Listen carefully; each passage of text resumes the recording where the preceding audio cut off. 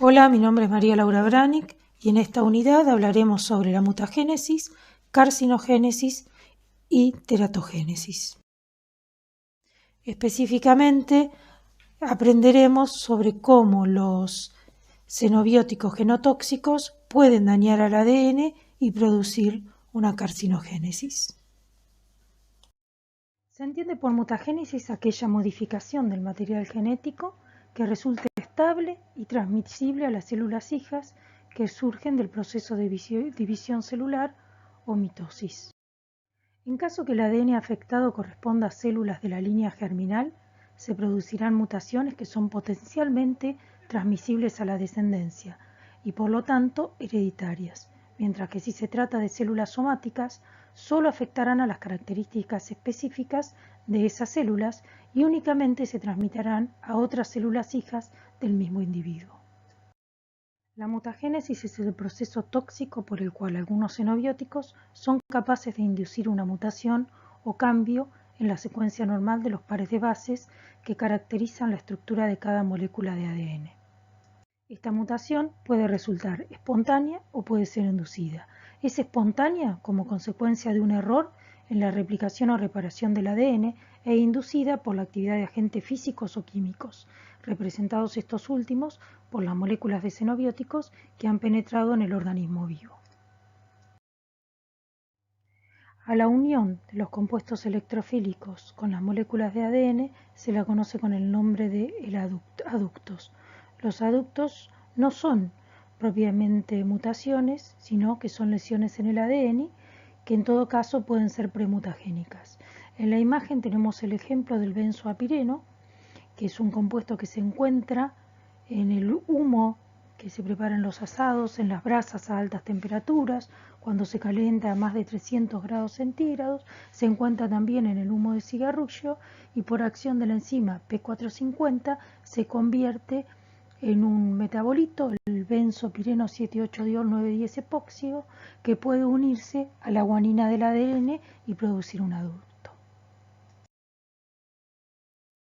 Los compuestos químicos electrofílicos o que dan lugar a metabolitos electrofílicos mediante procesos de biotransformación forman fácilmente aductos, unas veces de pequeño tamaño debido a la adición del grupo metilo o etilo, como es el caso de los compuestos alquilantes, la mostaza nitrogenada, u otros pueden ser voluminosos con varios anillos, como es el caso de la aflatoxina B1 o el benzoapireno. Con respecto a la aflatoxina B1, hay autores que afirman que necesitan una biotransformación previa para unirse al ADN, mientras otros autores dicen que pueden unirse en forma directa. Se puede producir una sustitución de base si el compuesto químico se fija sobre el átomo de oxígeno o nitrógeno implicados en el apareamiento de las bases y este aducto sobre el ADN no es reparado. Enlaces cruzados intracatenarios, cuando los aductos forman enlaces entre bases adyacentes de la misma hebra, enlaces cruzados intercatenarios, se forman enlaces entre hebras o puede haber una pérdida de la base. El aducto formado puede debilitar el enlace de su base con la desoxirribosa y puede perderse la base. Los xenobióticos de esta manera pueden afectar a los mecanismos reparadores de ADN. Los agentes mutagénicos pueden contener grupos químicos considerados como alerta estructurales. Las mutaciones pueden reunirse en dos grandes grupos: mutaciones génicas, que son de pequeño tamaño, y mutaciones cromosómicas, que son de gran tamaño y por lo tanto citológicamente visibles. Las mutaciones génicas solo afectan a uno o varios pares de bases del ADN, no suelen interferir en el proceso de la meiosis o de la mitosis, a no ser que el gen afectado sea alguno de los que codifican proteínas que desarrollan funciones en esos procesos. Dentro de las mutaciones génicas se han descrito dos tipos de alteraciones: por sustitución o por desfases. Cuando hablamos de por sustitución de una base por otra, hay dos modalidades de transición, cuando una base púrica o purimidínica se sustituye por otra, o transversión en el caso de ser sustituida una base púrica por otra pirimidínica. Pueden producirse tres tipos de mutaciones: silenciosa, cambia el tiprete pero no el aminoácido a incorporar, no se modifica la proteína codificada por el gen. Errónea, cambia el triplete y se inserta un aminoácido en la proteína, cambia la estructura tridimensional y puede producir un cambio en la actividad biológica. Sin sentido, el triplete se convierte en un codón terminal inactivo. En el caso de los desfases, se produce la pérdida o adición de una o varias bases, por lo tanto cambian los aminoácidos incluidos en la cadena polipeptídica, se produce la pérdida o disminución de la actividad proteica. Las mutaciones génicas son de naturaleza reversible, es decir, también pueden ocurrir el mismo fenómeno en un sentido inverso y resustituirse la secuencia normal de bases. Es lo que se conoce como retroalimentación. La mutación de un gen puede ser corregida por una segunda mutación en otro gen distinto y se denomina mutación supresora. Dentro de las mutaciones cromosómicas se distinguen dos variedades, las numéricas y las estructurales. Las numéricas suponen la pérdida o ganancia de uno o más cromosomas enteros, producidas como fallo en el proceso de división celular. Puede dar lugar a células con un número de cromosomas diferente al normal de la especie, se denominan aneuploides cuando han perdido o ganado alguno de sus cromosomas y se llaman poliploides cuando el cambio afecta a una serie cromosómica completa. Cuando hablamos de variedades estructurales, suponen la ruptura de una de las dos cromátidas. Vale la pena aclarar que ocurren errores de replicación y daños al ADN en las células de nuestro cuerpo. Sin embargo, en la mayoría de los casos no se producen mutaciones. La célula posee mecanismos para detectar, corregir y reparar el ADN. Si el daño no puede repararse, la célula experimentará lo que se conoce como la muerte celular programada o apoptosis para evitar heredar el ADN defectuoso. Las mutaciones ocurren y se heredan a las células hijas solo cuando todos estos mecanismos fallan. A su vez, el cáncer solo se desarrolla al acumularse múltiples mutaciones en genes relacionados con la división de una misma célula. Se han descubierto y estudiado numerosos mecanismos que sirven para prevenir las mutaciones. Algunos de estos actúan durante la síntesis del ADN, otros después de la síntesis del ADN y algunos que actúan directamente sobre el ADN dañado. Durante la síntesis de ADN, la mayoría de las ADN polimerasas comprueban su trabajo y arreglan la mayoría de las bases mal apareadas en un proceso llamado corrección.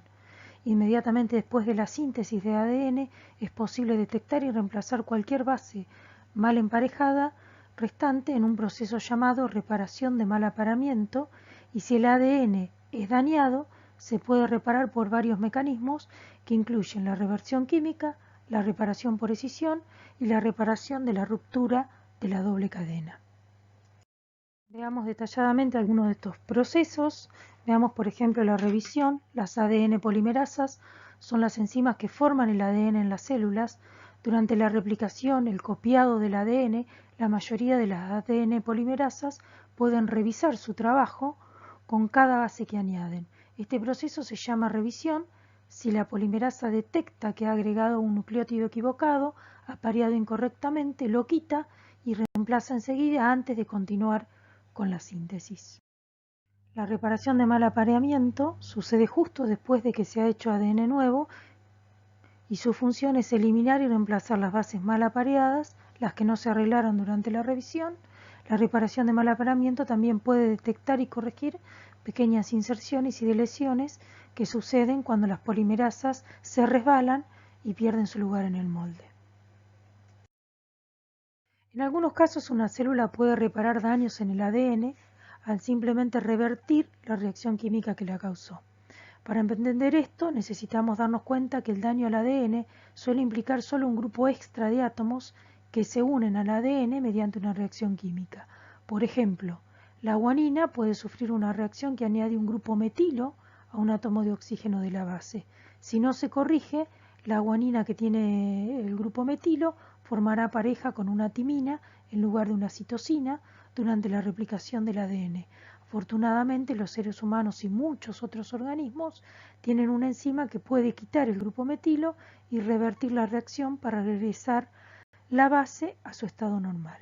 La reparación por escisión de bases es un mecanismo que se usa para detectar y eliminar ciertos tipos de bases dañadas. Un grupo de enzimas llamadas glicosilasas tienen un papel clave en la reparación por escisión de bases. Cada glicosilasa detecta y elimina un tipo específico de base dañada. La reparación por escisión de nucleótidos es otra vía que se usa para eliminar y reemplazar bases dañadas. La reparación por escisión de nucleótidos detecta y corrige tipos de daños que distorsionan la doble hélice del ADN. Por ejemplo, esta vía detecta bases que han sido modificadas con grupos químicos voluminosos, como los que se unen a tu ADN cuando se expone a las sustancias químicas del humo del cigarrillo. La reparación por escisión de nucleótidos también se utiliza para reparar algún tipo de daño que causa la radiación UV, como cuando te quemas al sol. La radiación UV puede causar que la citosina y la timina reaccionen con bases vecinas que también sean citosina y timina y se forman enlaces que distorsionan la doble hélice y causan errores en la replicación del ADN. El tipo más común de unión, el dímero de timina, se compone de dos bases de timina que reaccionan entre sí y se unen químicamente.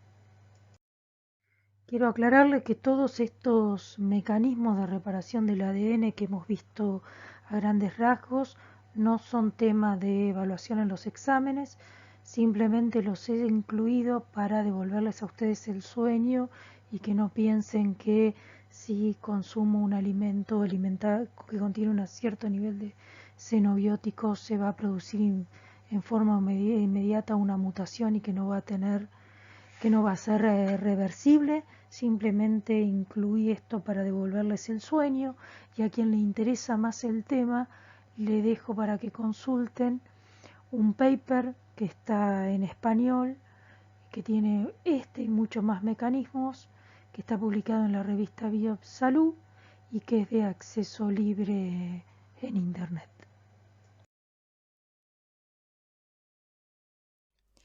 Para quienes necesiten conocer estadísticas sobre el cáncer, los invito a visitar la página de la IARC, la Agencia Internacional de Investigación sobre el Cáncer, que fue creada en el año 1965 por la Asamblea Mundial de la Salud como una agencia autónoma de la OMS, con el objetivo de promover colaboraciones internacionales en la investigación sobre el cáncer.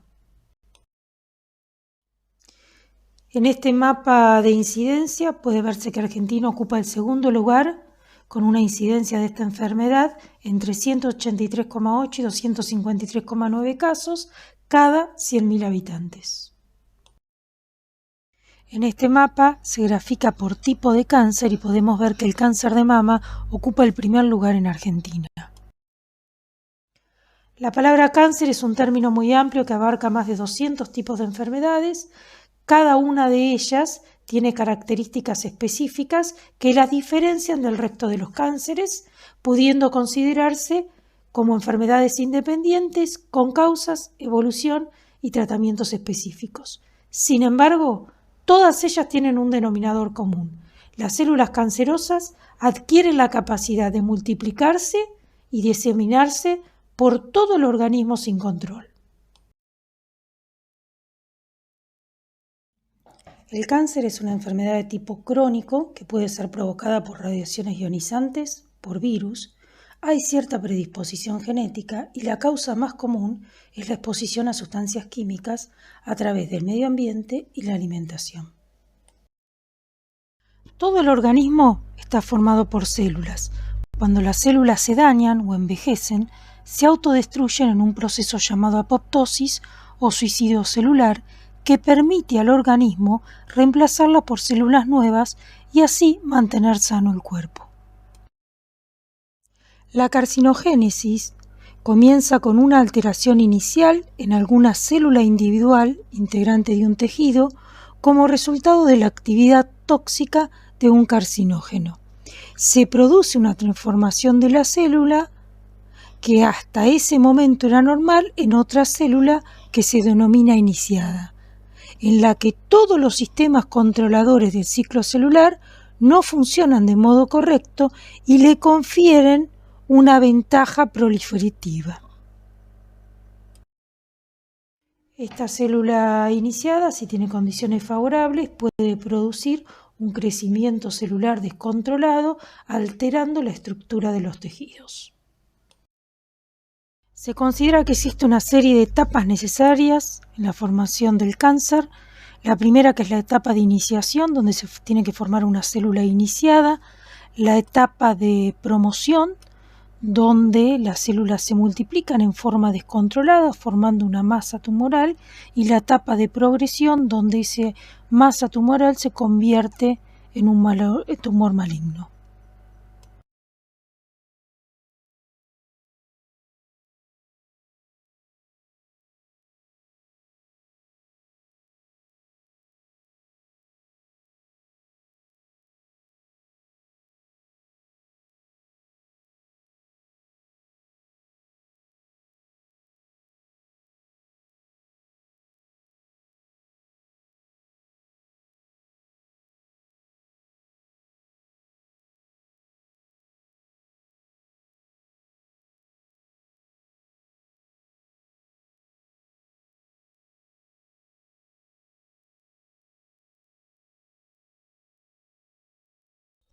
En este esquema se resumen algunas de las características de cada una de las etapas.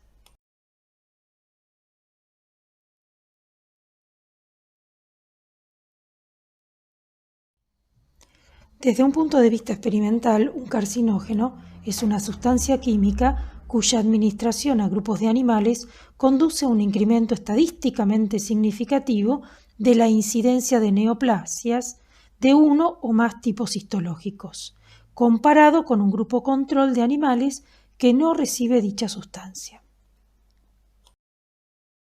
A los agentes carcinógenos se los puede clasificar según la etapa del proceso en el que actúan en iniciadores o carcinógenos incompletos, promotores o carcinógenos completos, y según si pueden o no unirse al ADN en carcinógenos genotóxicos o no genotóxicos. Veamos algunos ejemplos.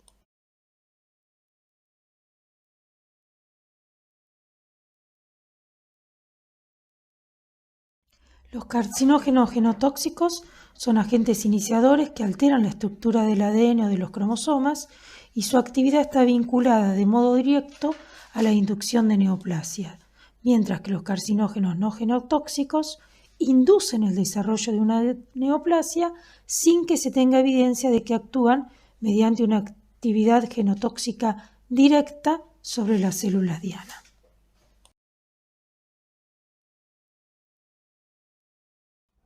Aquí se resumen algunos ejemplos de carcinógenos genotóxicos orgánicos e inorgánicos y agentes carcinogénicos no genotóxicos. Según la etapa del proceso en la que actúan, a los carcinógenos se los clasifica en iniciadores o carcinógenos incompletos, promotores y carcinógenos completos. Los iniciadores o carcinógenos incompletos tienen la capacidad de inducir las células en la etapa de iniciación, dando lugar a las células mutadas o células iniciadas. En este grupo encontramos al metil y etil nitrosourea y el uretano. Los agentes carcinógenos promotores tienen la habilidad de expander la célula mutada inicial. ¿Esto qué quiere decir? Que favorecen el crecimiento descontrolado de las células y la formación de los tejidos tumorales. En este grupo encontramos al fenobarbital y a la sacarina. Los carcinógenos completos poseen la capacidad de inducir el cáncer a partir de células normales. Por lo general, tienen propiedades de agentes iniciadores y promotores, y dentro de este grupo encontramos a los hidrocarburos aromáticos policíclicos, las aminas aromáticas y las nitrosaminas. La IARC, que es la Agencia Internacional para la Investigación del Cáncer, clasifica los agentes carcinógenos en 5 grupos. En el grupo 1 se encuentran las sustancias que se ha demostrado que son cancerígenas para los seres humanos, y en el grupo 4 se agrupan las sustancias que se ha demostrado que no son cancerígenas para los seres humanos. Veamos algunos ejemplos. En el grupo 1, que se ha demostrado que son sustancias cancerígenas para los seres humanos, encontramos las bebidas alcohólicas y el arsénico y el famoso amianto que se utilizaba en el laboratorio hace mucho tiempo y que ya su uso ha sido prohibido. En el grupo 2B, que se ha demostrado que son posiblemente cancerígenos para los seres humanos, encontramos el café. Y en el grupo 4, donde se ha demostrado que probablemente no son sustancias cancerígenas para los seres humanos, encontramos un solo agente, que es la caprolactona, que es una sustancia utilizada para la producción de textiles.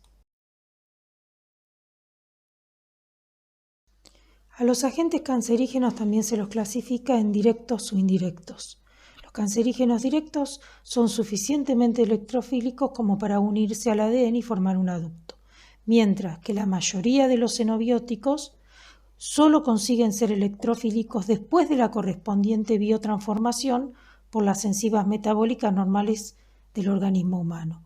Es un proceso que se conoce con el nombre de activación metabólica o bioactivación y en ocasiones puede tener lugar en varias etapas. El metabolito que presenta la capacidad de enlazarse con la molécula del ADN recibe el nombre de agente carcinogénico final y el compuesto de partida es el procarcinógeno. Cuando el material genético o ADN de la célula se ve alterado produciendo un cambio o mutación de la misma, puede producirse la pérdida de la habilidad de la célula de morir, conocida como suicidio celular, o un crecimiento celular descontrolado que progresa hacia la expansión sin límites. Estas células en crecimiento descontrolado y en exceso pueden formar una masa o tejido que recibe el nombre de tumor. Puede haber tumores benignos y tumores malignos. En los tumores malignos o carcinomas, las células pueden invadir tejidos cercanos o diseminarse por otras partes del cuerpo. Los tumores benignos o adenomas no son cáncer, las células no invaden otras partes del cuerpo, pueden extirparse y en la mayoría de los casos no vuelven a aparecer. Los tumores benignos o adenomas pueden extirparse y en la mayoría de los casos no vuelven a aparecer, mientras que los tumores malignos o carcinomas, las células pueden invadir tejidos cercanos o diseminarse por otras partes del cuerpo.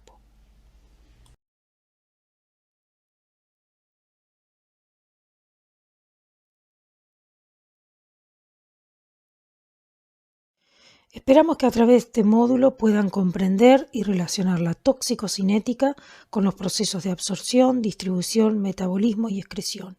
Se trata de un tema esencial para comprender los módulos siguientes. Solo si se comprende estos fenómenos, se podrá comprender la capacidad que tienen los xenobióticos para ejercer efectos toxicológicos y producir efectos adversos. Los xenobióticos pueden atravesar las membranas, llegar a determinados órganos y producir efectos adversos específicos, y también pueden llegar al ADN y producir aductos.